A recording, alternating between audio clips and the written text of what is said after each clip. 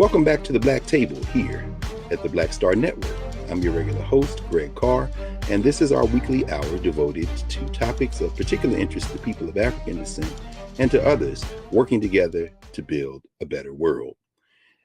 Those of you who are regular viewers here at the table know that we have had a range of scholars and workers and folk who are all working together to build a better world. And we've had a range of folk who have looked at the world that we have been born into, how it got this way, and what we can do to fix it for the better. We've had Howard French and Toyin Falola. We've had Kwasi Kanadu and Lucius Outlaw.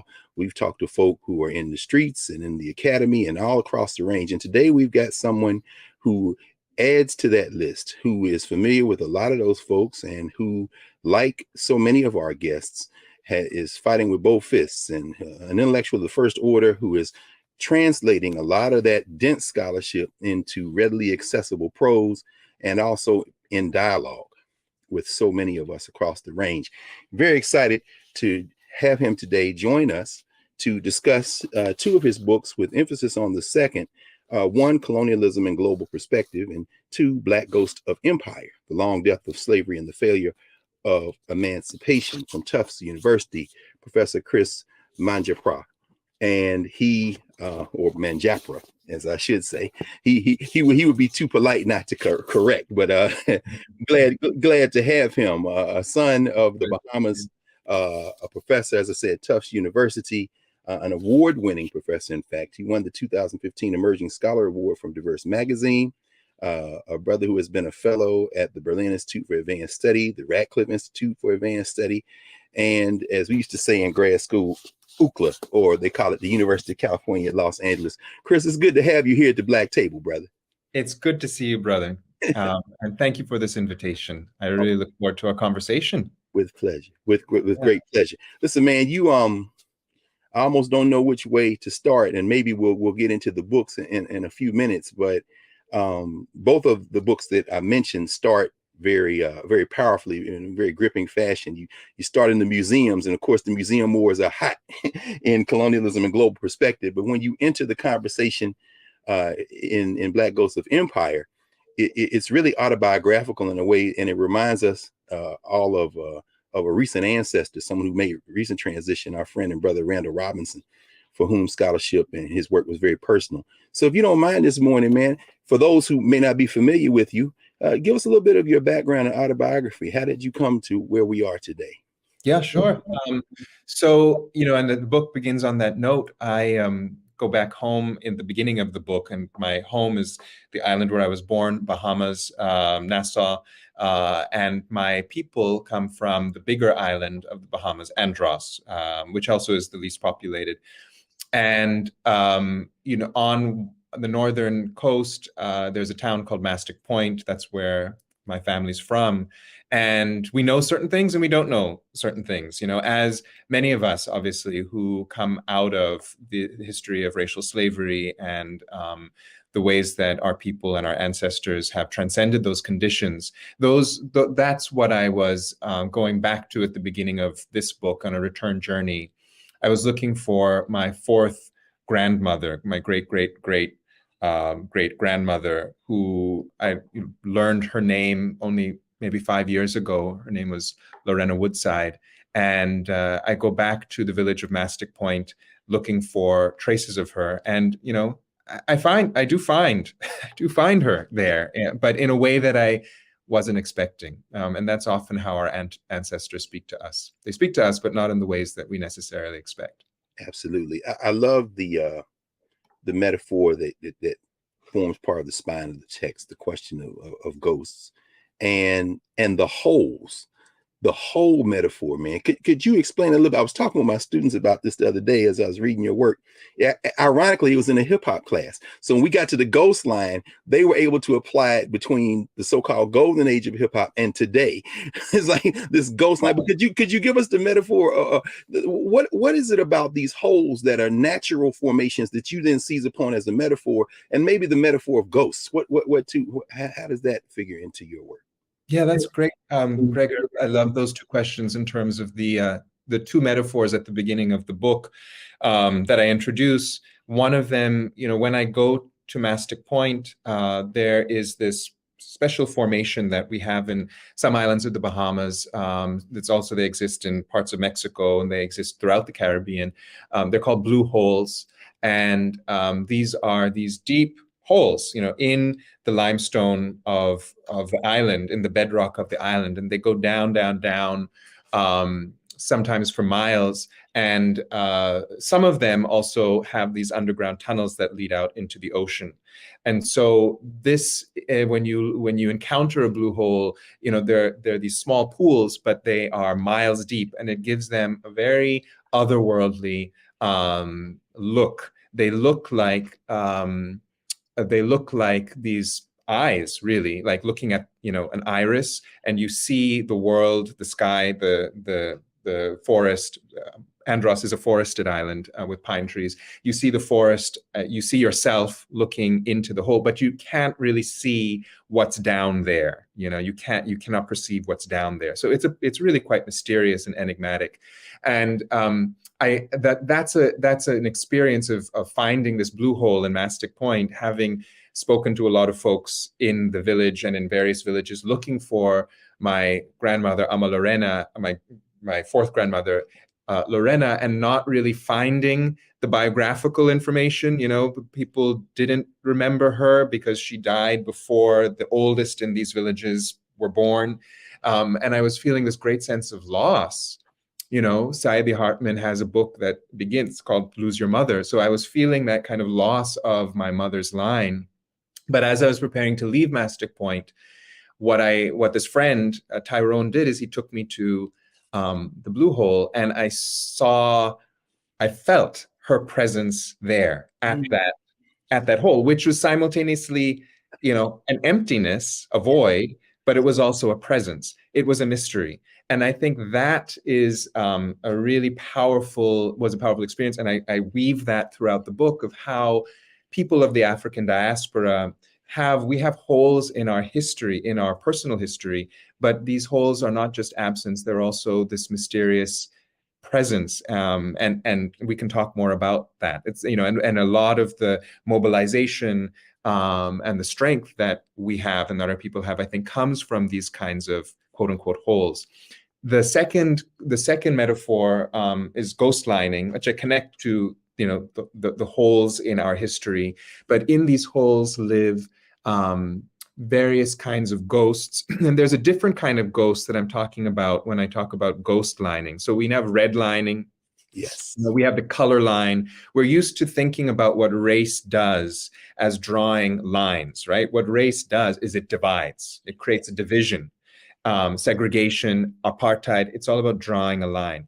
And what I observed at the beginning of this book again is that there's another kind of line that race draws, and that is the ghost line, which is the division between the histories that continually get recognized and are made visible, and the histories and the experiences that are continually actively, made absent and are made invisible. And Black people in countries like the United States and other countries in the world in which there's this long history of racial slavery and its ongoing life, we experience the ghost line continuously in the way the media works, in the way curricula works, in the way political battles work. There's an active work to make invisible our historical experience. And we can talk about how that connects to other experiences, including our spiritual experience, and how other kinds of histories and experiences are made overly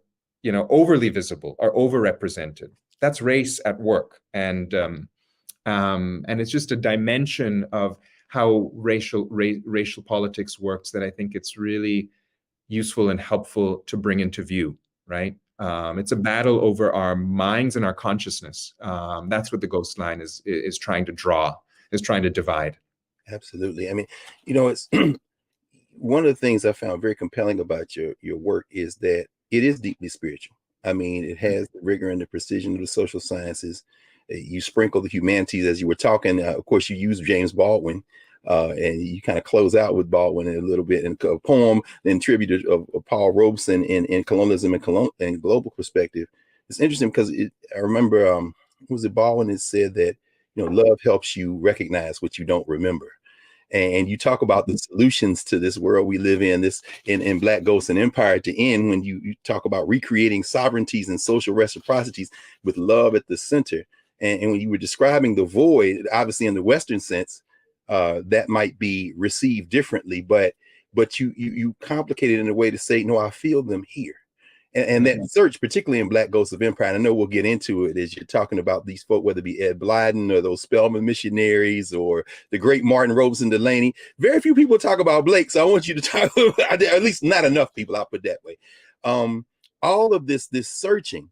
But when we come back, man, I hope you can help us, perhaps with the first book, talk about these forces that we have been born into and how you help us think about them systemically, but also in terms of our resistance to them.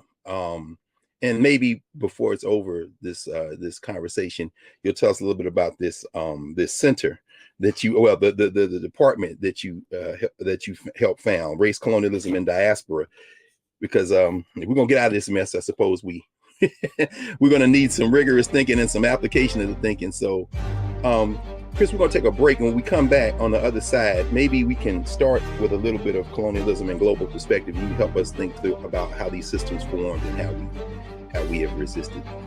So we'll be back here at the Black Table with our friend Chris Manjapra, here back in a moment.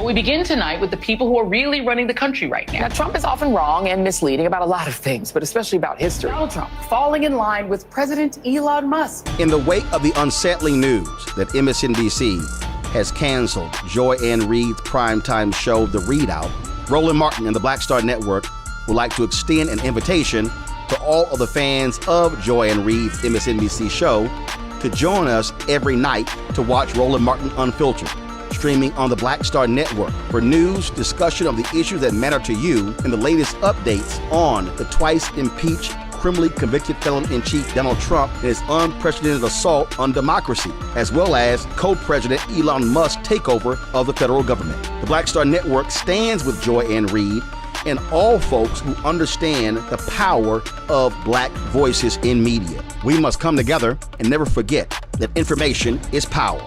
Be sure to watch Roland Martin Unfiltered weeknights, 6 p.m. Eastern at youtube.com/Roland S. Martin, or download the Black Star Network app.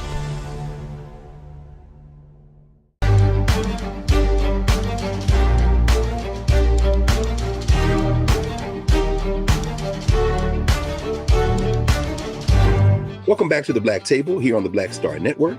I'm your regular host, Greg Carr, joined today by Chris Manjapra, author of Colonialism and Global Perspective and Black Ghosts of Empire. Chris, one of the things about this book, Colonialism and Global Perspective, I found fascinating in the context of what we were discussing in the first block. You divide it into two parts, interlocking colonial histories and elementary aspects of colonial power. Rather than just go through straight chronology, you're challenging us to reorganize the way we even think about these things. Do you mind walking us through the framework of the book and what you hope we will learn from it? Yes, of course. And it's a good exercise for me because I wrote the book some time ago, so it's going to remind myself and refresh myself. Well, I'll tell you this, as we know, those of us who comic book fans, Killmonger is a central figure in Black Panther. But when Michael B. Jordan played him in the first movie, I don't know that they were going to make him a recurring character. But when he smashed and grabbed that stuff back out of the museum, the Black people were like, yeah. And so they had to bring him back. You opened this book in the museum, man. I said, I like this guy. That's right. Go ahead, please. That's right. Yeah. The brief thing about the intro to the book, and I'm interested in doing more work on this subject as well, is, we don't think about, maybe we do think about, but it's really worth stopping and reflecting on the fact that the history of colonialism has led to a great necropolis, a great hoard of objects and even of bodies, because colonial powers were collecting the bodies of the enslaved and the colonized and bringing them back to European museums and holding them in these museums. And so when we look at natural history museums across Europe and across the United States, for example, the New York Natural History Museum has a lot of these kinds of objects, which shouldn't be called objects, but rather sacred, entities, because many of them are ancestors. United States libraries and universities, hold these kinds of entities as well. What the beginning of the book kind of reflects on, and I use the example of the Belgian Royal Museum, has a lot of materials that it collected from the Congo, and it has a lot of remains of ancestors there. And to think about, to pause, to just stop with that fact, how is it that that's possible? Why isn't there, even more of an outcry that these sacred objects and entities should be freed and returned to their communities? It's happening, and it's happening more than even when the book was being written. But that's where the book begins. Why is it that it's possible for European museums and American museums to even hold ancestral, entities at all, right? Why is that okay? So that's kind of the provocation at the beginning of the book. And I suppose the answer is the fact that we still live in a world in which the systems of colonialism operate. Yeah. Should I talk about what those four systems are? That if you don't mind, because I mean, the fact that you start with war, it reminds me of Isaiah. I guess I started to say Isaiah Berlin, but I'm talking about the other Berlin. I see his face. That does all the work on enslavement, the ancestor. Now, when he said that this war was undeclared, it was asymmetrical, and there was never a truce. So when you talk about this question of war, settlement, plantation, and port, and then and when you talk in part two about these elementary aspects of power, science, school, and debt. Now you can imagine college students have no problem understanding debt. But I mean, please describe to us these systems as you conceive them, and why it's important for us to maybe step back from the number and date kind of history that we typically use to think about the concepts at work in this kind of what Ivan Van Sertima used to call the 500-year room we found ourselves in. Yeah, sure. Indeed, these four systems that I talk about at the beginning of Black Ghost of Empire, it's useful to understand that colonialism isn't one thing. It is multiple kind of processes and cunning logics, and we can think about it break it down in terms of processes and projects of war, of conquest. Here, the coming of those initial military mercenaries to Hispaniola, to the Americas, starting in the 1400s. They came to do things that previously were not done. And that's the second big system that I talk about, which is settlement. They came to not only settle, but to eradicate the indigenous cultures very systematically, and to establish a new form of state structure, the settler colony. So the second chapter is about settler colonialism, and that relates a lot to indigenous communities and indigenous resistance. And indigenous resistance was there from the start, as it continues today. And then the third is the system of racial slavery, of which the plantation and the mine are at the core. Plantations and mines are obviously places of extraction, of extreme extraction with the hope of extreme accumulation. But they're more than that. What is unique about racial slavery and why it's different from any other slavery, there are many kinds of slavery in history.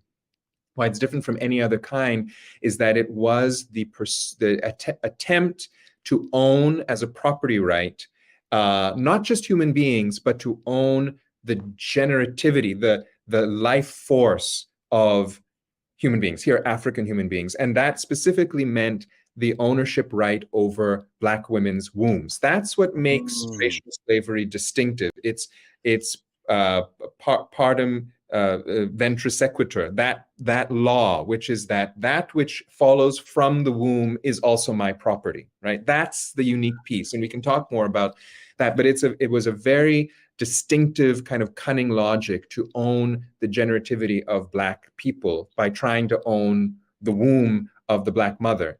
And then finally, the last one is what I call the port system, which is the use of new infrastructures, of steamships, of war machines, in order to connect different ports and then to move into the hinterlands across the earth. And Asia really became the focus for port colonialism by the time we come to the 1700s. So really the first part of the book is saying indigenous people, Black people, and Asian people, and also European people, because there are many different groups within Europe who are subordinated. We actually all are being, to use that language, locked together. Our histories are locked together through these interlocking histories of the multiple colonialisms. Yes. Therefore, we actually have a common cause to be thinking about in terms of what does decolonization, what does liberation mean if we're actually all linked in a particular way, through these histories. Yes, and it really resonated as well for me when you start talking about these resistances, the various forms of ways that we resist. What did you call it? Actions and non-participation. So I mean, the whole idea that I simply will not be part of this. We just saw, of course, the Vice President of the United States recently in Africa, and standing there at Cape Coast, overcome with emotion at the beginning. But I couldn't help but reflect on what you wrote with regard to Walter Rodney and the participation of Black elites and how that participation sometimes continues. And even though the vice president's there with a bunch of HBCU presidents, it's very nice. I'm thinking about the underclass in Ghana who is pushing back against President Addo and now them, and then she's in Tanzania, and then in Zambia where her grandfather was stationed with Kenneth Kaunda. And then, but as you're writing about this question of domination, these questions of settler colonialism, you're also writing about resistance. Yes. So this isn't one of those kind of things like we just know people just took it. And it's really, before we get to even instances of resistance and Black Ghost of Empire, you talk about these logics, these technologies of domination with regard to science, school, and debt. Do you mind saying a word about that, and then we'll take a break and come back? How do those three concepts operate in this field of perpetual violence and resistance that we find?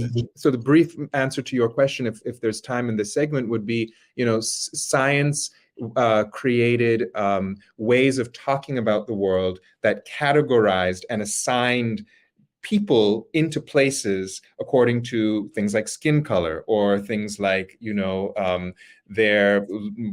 part of the world they were born in. It created a hierarchy of which white supremacy, was organizing, through which white supremacists were organizing the world. So there was a way that knowledge, that science is playing a role in racialization, and that helped the colonial project.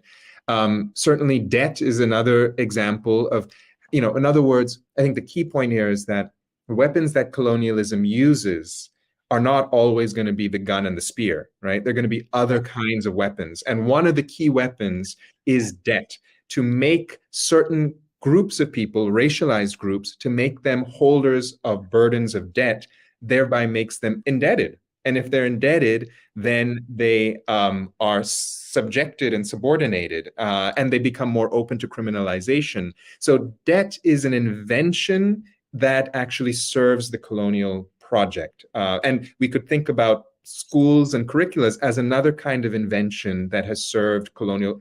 Think about the way we teach history, right? So colonialism is cunning, and it has a lot of different tricks up its sleeve. But guess what? I mean, the colonized people have a lot of tricks up their sleeve too. I think that's really important to emphasize. This is not a one-sided story. Absolutely. Listen, man, let me apologize, Chris, in advance, because those of you, and I encourage everyone to get both books, but particularly the one we've been talking about so far, mostly Colonialism and Global Perspective, Cambridge University Press. There are a lot of our viewers who have gone out and purchased these texts. And please forgive me for you doing a ruthless synthesizing of the main points in an academic text in about. Believe me, as a historian, I love it because it means people in my little classroom might hear about the material, right? So I'm happy. I'm happy. Good, very good, because that is our objective, brother. We want everybody, we want Cambridge to be like, where are these orders coming from? So everybody out there who's listening knows what you can do. You just go ahead, get on the website, order the book. Yeah, absolutely. So when we come back, we're going to get more heavily into Black Ghost of Empire, so we can talk about these resistances that you literally weave throughout this text. So we'll be back with Brother Chris Manjapra, author of both these texts, in a moment here at the Black Table.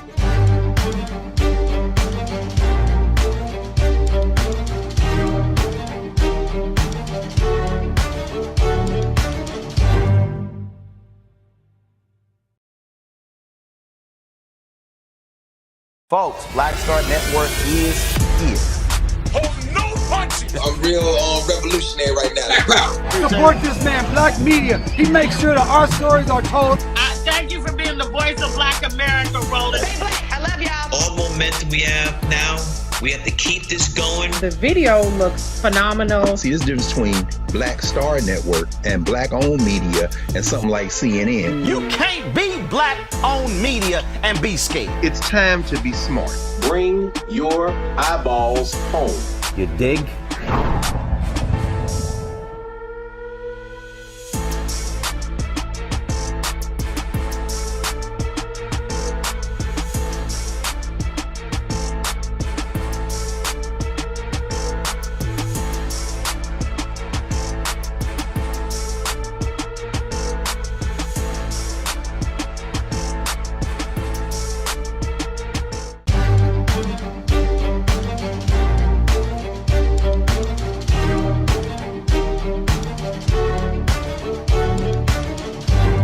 Welcome back to the Black Table here on the Black Star Network. I'm your regular host, Greg Carr. Remember to support the Black Star Network. Download the app, join the Bring the Funk fan club, and certainly keep us going, because this is the kind of work that we all are committed to. This is liberation work. We're back with our friend and brother, Chris Manjapra, author of Black Ghost of Empire and Colonialism and Global Perspective. Chris, in Black Ghost of Empire, and, obviously, you are a well-heeled academic, published a number of things. And then this book kind of more broad audience, perhaps you might think. But when I saw Sir Hilary Beckles shouted out, I said, okay, I know our brother from the National Coalition of Blacks for Reparations in America and NARC and all of the global reparations work that you talk about in this book. The idea that wrongs should give to remedies, that reparations is more than just about a check or economics. You really ground that conversation with Black Ghosts of Empire. I mentioned at the beginning how my students in the hip hop class I teach at Howard, they seized that ghost line metaphor to really explore how they knew virtually nothing of hip hop of the 1970s, 80s, and 90s. And so we were playing like recent protest hip hop. They could see the thrust there. But then when we went back to even the Rodney King rebellions of 1992, they were like, Rodney King, I think I've heard. And they were like, I like this ghost line metaphor that Prof. Manjapra brought up, because you can see the erasures, the serial erasures. How important is this disconnection to this process of trying to subjugate us? And what are some of the ways we found our ways around it that you kind of explore in Black Ghost of Empire? Yeah, well, it's crucial.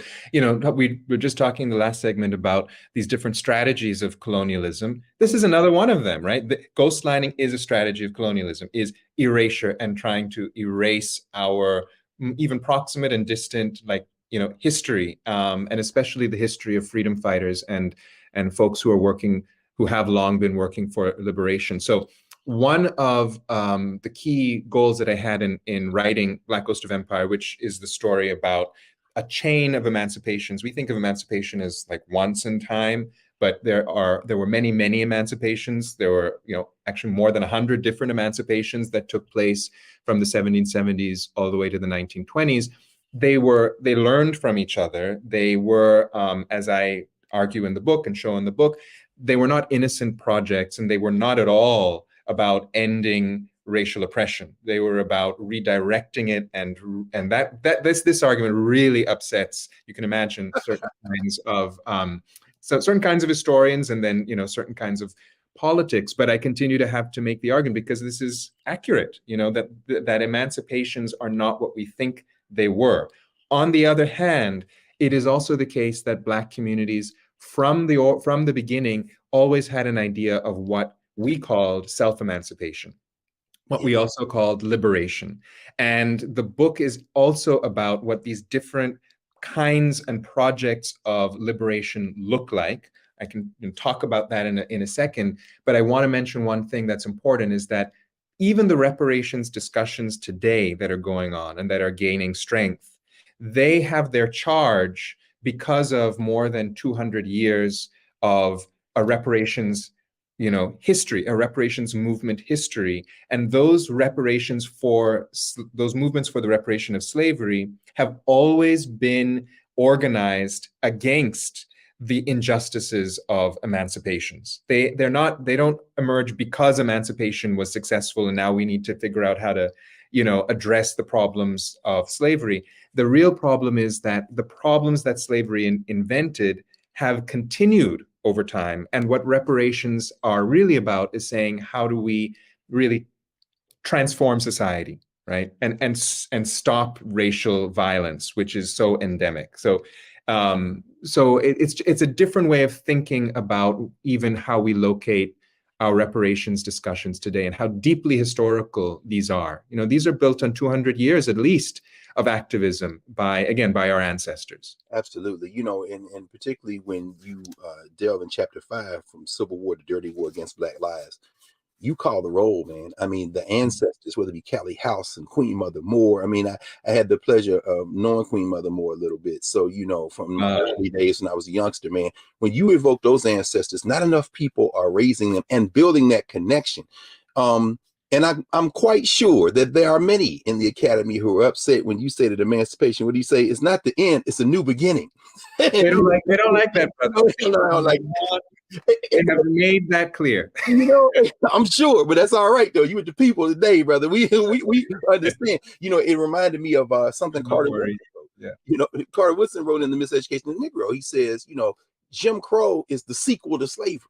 I mean, he kind of teases that, and so help us with. I love how you talk about these 4 elements like solidarity, land, law, and structure. How it looked like it was emancipation or in the form of freedom and movement, but it really wasn't. They figured a way for this thing to reform this, what did you call it in colonialism? This force field, this kind of fabric to fold itself over and reform.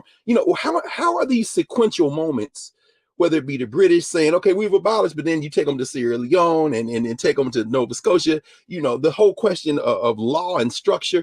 How do these things operate to make emancipation not the end of the misery, but an extension of it? Yeah, excellent. Great question.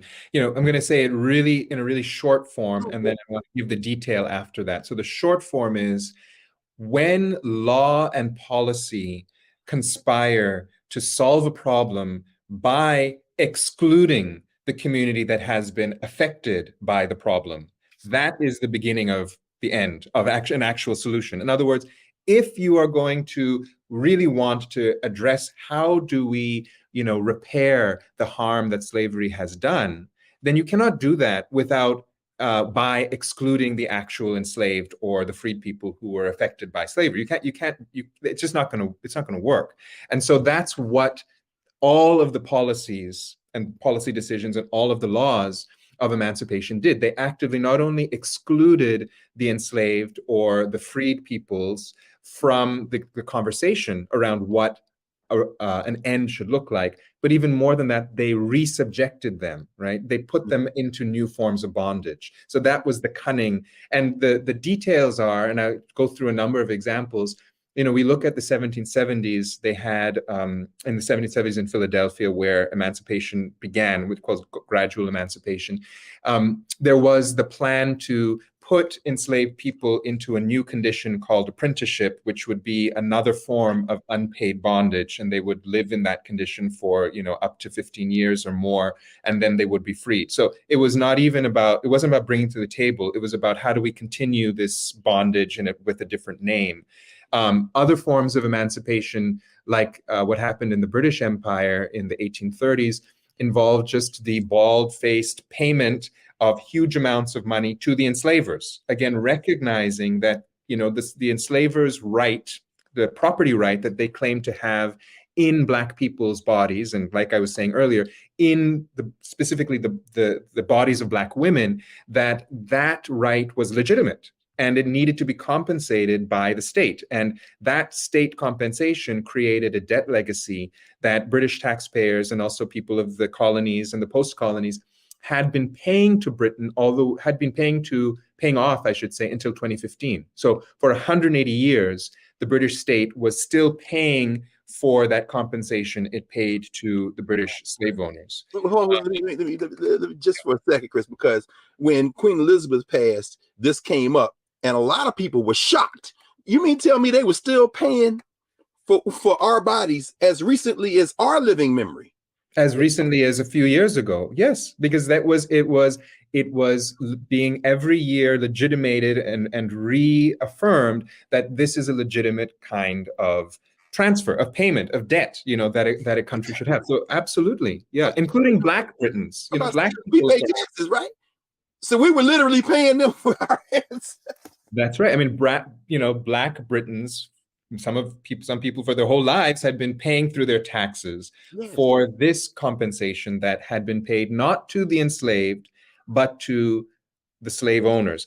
I think that's maybe the underlying assertion and claim, which I think really upsets a certain kind of, a certain group, a large group of mainstream commentators, is this assertion that reparations have already long been paid. I mean, we're not in a world in which people don't pay reparations.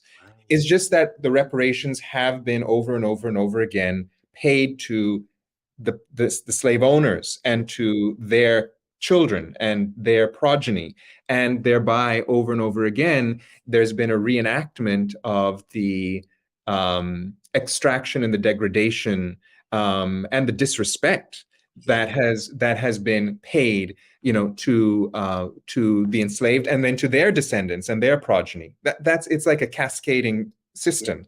Yeah. And let's not forget the role under Jim Crow that extra legal forms of violence played in this. For example, all of the lynching campaigns, the white capping campaigns, the informal ways that Black people in the South, in the North know of forms of Jim Crow exclusion, but also the criminal legal system, right? And the role that criminal legal systems played and play today in paying a certain kind of advantage forward to white communities, and thereby also disinvesting and harming Black communities through the way that racial law works. So these systems continue, but not always. These reparations, I should say, continue, but these reverse reparations, but not in the ways that are going to be very obvious necessarily on first view.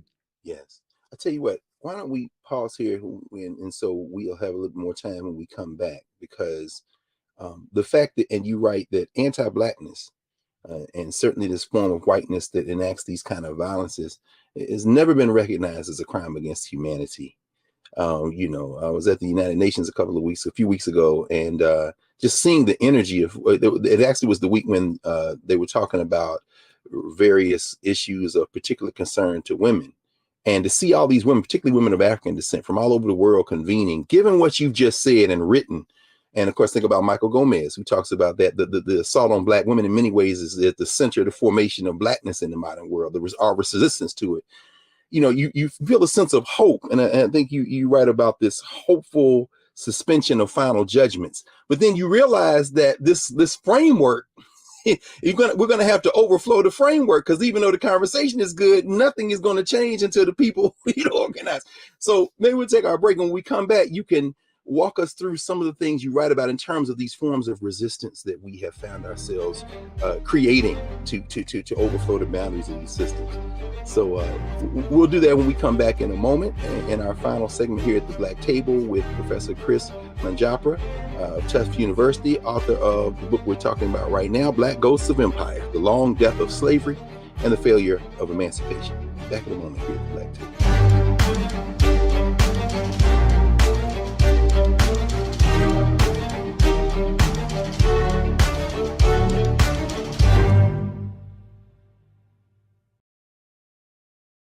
Hello, I'm Isaac Hayes III, founder and CEO of Fanbase. And right now we're accepting investors in our $17 million round to revolutionize the future of social media. Today, for just $399, you can own 60 shares of stock in Fanbase at $665 a share. Go to startengine.com/fanbase and invest today. While the big platforms have grown too massive and disconnected from their users, Fanbase is building a platform where creators and users truly come first. We've already raised $8.6 million from everyday investors who believe in this vision, and now you can join them. This is your chance to invest in a social media tech company with over 1 million users that is disrupting media by allowing anyone to reach all of their following and monetize their content from day one. The market is changing, big platforms are failing to serve their users, and Fanbase is stepping up to fill the gap.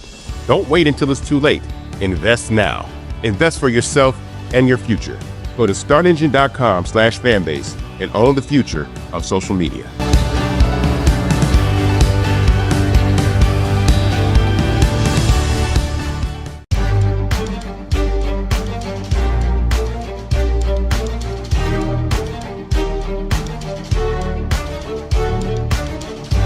Welcome back to the Black Table here on the Black Star Network. Remember to support the Black Star Network. Download the app, join the Bring the Funk fan club, tell your friends all over the world. This is the conversation that we're having and the work we're doing here on the network. We're back with Professor Chris Manjapra. Chris, in Black Ghosts of Empire, you talk about this question of reparative justice as one of the oldest liberation struggles. You don't anchor it just in trying to play by the rules of this constantly shifting system. And one of the things that really struck me, because Black Star Network's anchored here in Washington, D.C., which celebrates every April Emancipation Day, tying to the conversation you were having in Block 3 about how these folk were compensated. Of course, they were compensated here in Washington, D.C., but you talk about this beautiful, watchful witness and how these Africans created these rituals of resistance, man. I myself went to Watch Night in Nashville, Tennessee. Did not know until an adult that was partially because these Africans in places where we were not yet emancipated were praying in that day. Could you talk about, throughout the book, these forms of resistance that Black people create? And that those passages on Emancipation Days, brother, I'll tell you, warm my heart. But please walk us through some of these resistance forms. Yeah, thank you. I loved your language, brother, of overflowing the system and transforming, radically transforming the system. It's nothing less than that has long been the goal, but also, frankly, also the practice of so many of our communities. That's our history. It's not a history. It is a history of waiting, and it's also a history of radical liberation in practice. And so I would say there are kind of four main kinds of response, of transformative response, that have been brought over hundreds of years. One of them I'd like to call Reconstructionism. And we know that there was a period of Reconstruction in U.S. history, but throughout time, going all the way back to the time when when abolitions first started, Black communities were involved in many forms of Reconstructionism. I'll give you one concrete example, which is that in places like Guyana, in places like Antigua and in Jamaica, when slavery was in the process of ending, Black communities fled, as they had long fled, through being marooning out of the plantations, but they fled to new collective lands, where they then created new settlements, and these were called the freedom villages, the free villages, in which they were restructuring, politics and society in a way that meant liberation to them. So they weren't just waiting; they were creating through these freedom villages. Another example would be Pan-Africanism. It's another a liberation invention that when Black communities thought about their liberation and started enacting it, they always did it in a Pan-Africanist way. I love the invitation that Brother Greg gave me to talk about Blake. One concrete example in this novel by Martin Delaney, which I love, is how, Delaney has this plot of Black folk across Cuba and the American South and the American North and the west coast of Africa, all who had been affected by slavery at the time in which slavery is still in existence. There is this large-scale revolt that begins. And all of these Black communities, they all reconverge to this new place called Africa, which is located, he in his imagination locates in Cuba. And he says they're creating a new world.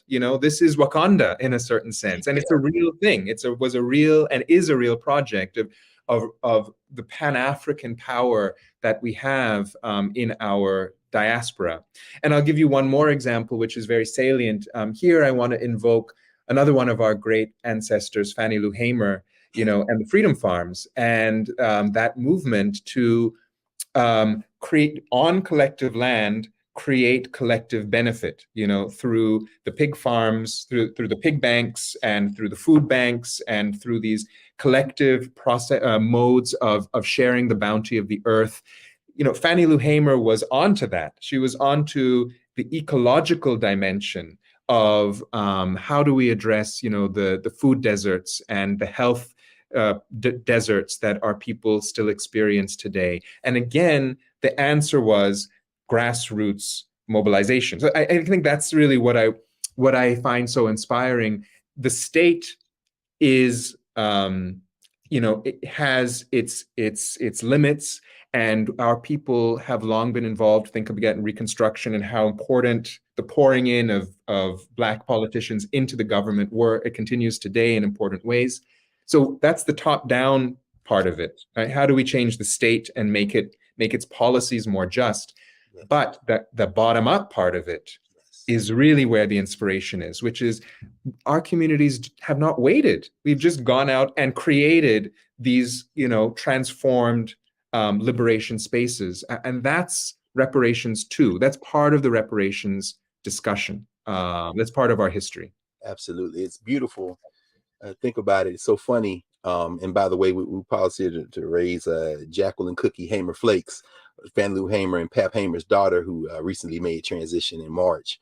It's so beautiful when you bring that up. And I love how you frame Martin Delaney as one of the parents of Afrofuturism. I mean, he's actually included in the exhibit now that's at the National Museum of African American History and Culture, and talking to Ronaldo Anderson, one of the authors of the companion volume. And so it always like, okay, we read Frederick Douglass, sure, we read Harriet Jacobs, but Blake, it seems to me like Blake is the one that the children would love. This guy, blah, it's no joke, man. So right. It's like you go watch Black Panther and then you got to read Blake, right? Because he's there. No question. So I'm sure he's on that wave. Yeah. Taking notes. Go get Blake or the Huts of America, y'all. But you bring the book to a close, evoking something that now everybody knows about in the United States and around the world, increasingly, Juneteenth. You marry Ralph Ellison, which I'm sure if Ellison was here, he might be spinning it. Wait, you just married me to these Black nationalists? Anyway, but I thought about it, man. Last summer, of course, Juneteenth, now a federal holiday in the United States. The Juneteenth flag is red and blue with this white little star in the middle. But these American Negroes made it red, black, and green. You understand? Now, this is not supposed to have anything to do. Could you talk about how Juneteenth and those Emancipation days and this network of this kind of placemaking among African people is kind of representative of this liberatory spirit? And of course, you got Black Lives Matter in here and in the previous volume. You see the connections, you evoked all that work. How are these things helping us not to wait on anything, but basically repair ourselves, personhood, as you talk about? Yes, yes, yes. I mean, what a great way to think about what our Juneteenth celebration, what our any of our all other emancipation celebrations. So here I'm thinking about also the August 1st Caribbean emancipation celebration, which are important to our people. What the celebration, what the spirit of the celebration is. It's not a it's not really a celebration of the successful end of racial oppression and slavery. So it's not that kind of a celebration. But what it is what my dear sister and one of our great living thinkers, Black thinkers, Erna Broadbur, who lives in Jamaica, what she says, it's an opportunity for our people to come together and talk about our business. I love it's simple and clear language. That's what Juneteenth is about. Any emancipation celebration is about our people who know in our bones and our fibers the ongoing history, the ongoing effects, and the unending experience of an unjust social system, for us to come together and to talk about what freedom is, what liberation really means, and what our plans are to make it more real tomorrow, right? Or to sustain also the place that we've gotten to, especially in terms of our consciousness, and preserving preserving the freedom of our consciousness. That's what it's really about. What Erna Broadbur does, and this would be on July 31st, because it's in Jamaica, it's for their emancipation. What she does is every year she holds an emancipation play.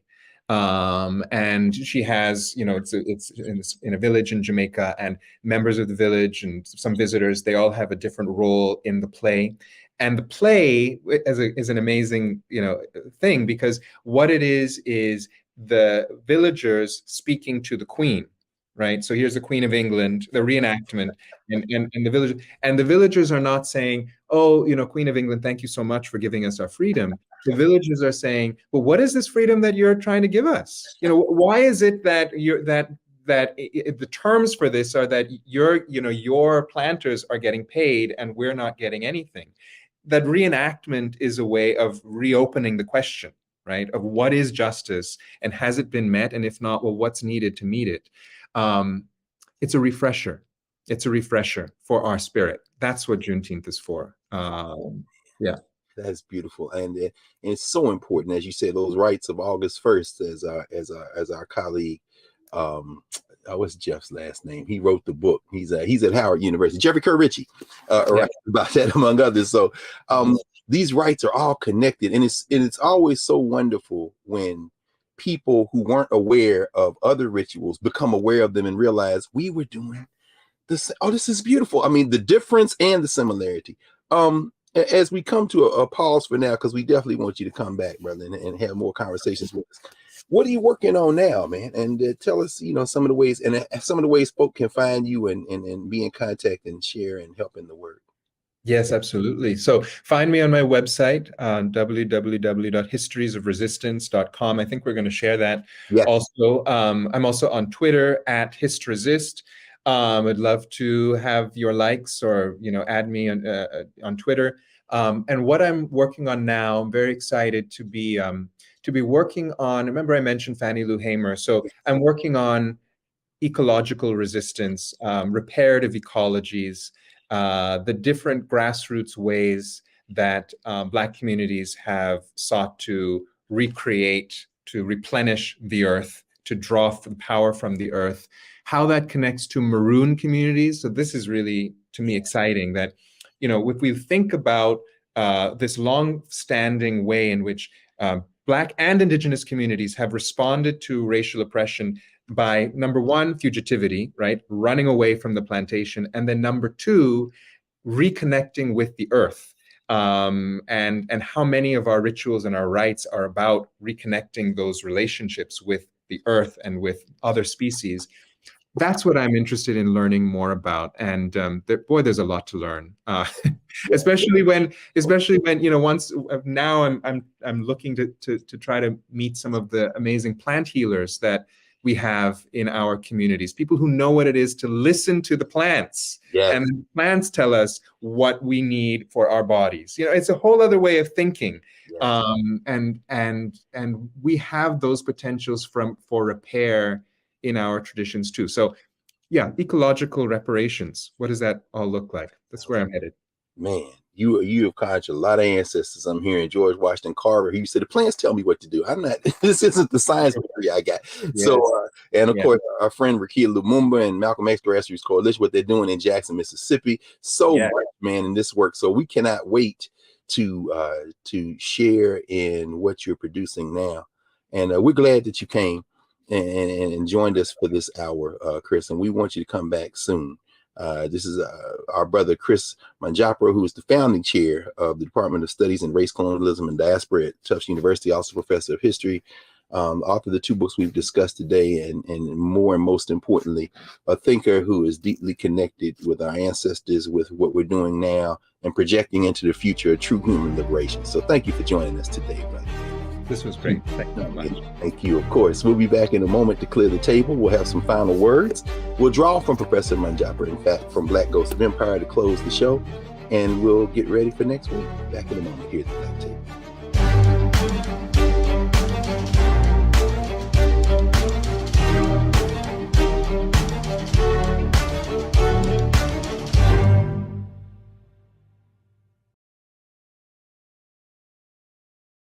Hatred on the streets, a horrific scene, a white nationalist rally that descended into deadly violence.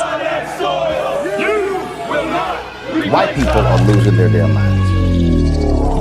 As an angry pro-Trump mob storms the U.S. Capitol, we've seen We're about to see the rise of what I call white minority resistance.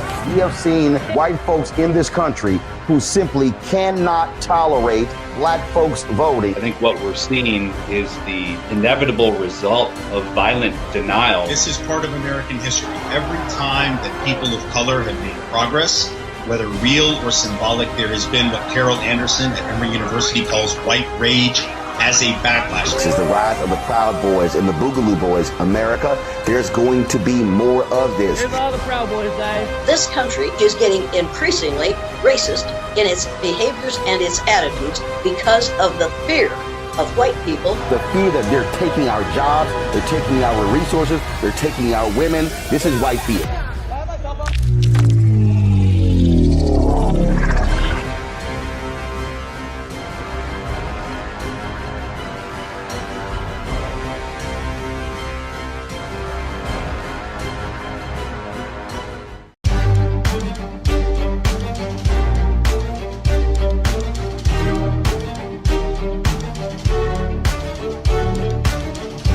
Back to the Black Table here on the Black Star Network.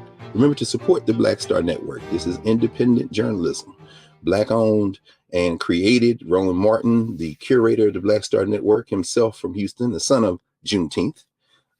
As an African person born there in the South, he reminds us all the time, self-determination is the best way to go. We've spent a very important hour with Professor Chris Manjapra. We're very glad to have him. And in fact, let's close and clear the table with words from Black Ghost of Empire.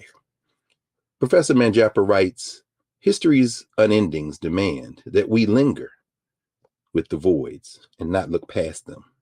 And history requires that individuals, institutions, states, and international organizations participate in reckoning with reparations for slavery. Emancipation processes saw the future after slavery through the eyes of perpetrators. Justice requires the proper readjustment of the relationship between all of us, affected by the legacies of slavery, to something more human, something more than human, so that we may make something shared and new together from all the plundered parts. We'll let that linger. Y'all get these books. Table is clear. We're going to see you next week. Thanks for joining us.